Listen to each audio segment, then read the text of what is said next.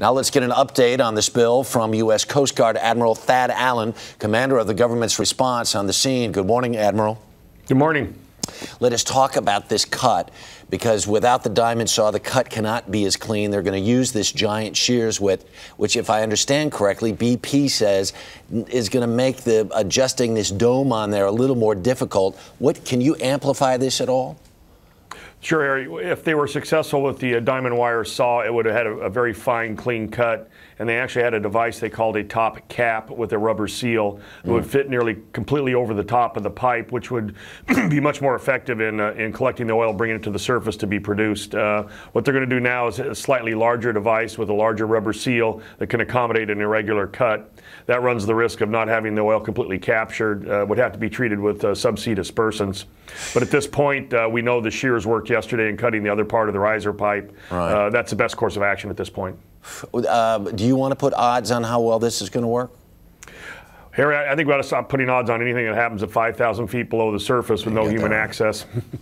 Boy, you know, it's so interesting as we watch now, and we've been anticipating this since this happened, that as the oil continued to gush out of the bottom of the ocean, that it was going to end up in a lot of places, and now we have the oil heading toward Pensacola. It almost feels like the genie is just now getting out of the bottle.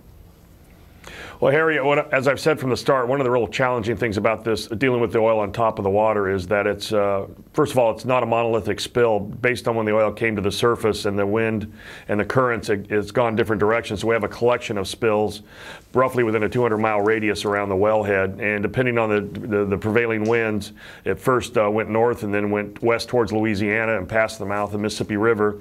The southerly winds are now pushing it north, but we're dealing with an omnidirectional, indeterminate threat right now, and it's very, very challenging. Man, it's like some sort of a blob out of a horror movie or something.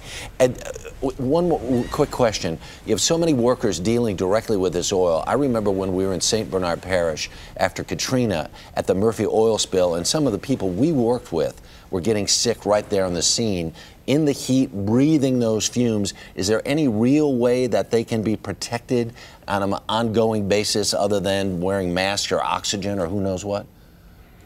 Well, Harry, I was down at Murphy Oil in St. Bernard Parish after Katrina as well, and it was a very difficult situation. When you have the oil come to the surface, it starts evaporating, and some of that's good because it does away with the oil, but it does release volatile organic compounds. There are ways to deal with that, including actually just spraying water on the oil to suppress it, wearing personal protective equipment. All of our people are trained, and OSHA is working with us to make sure we have proper workplace safeguards. But if we think it's too dangerous situation, as we did a couple days ago, we'll just pull the boats off. There's no other choice. Admiral, thanks so much. Good luck to you, sir. Thank you. A lot happens early on The Early Show, weekday mornings on CBS.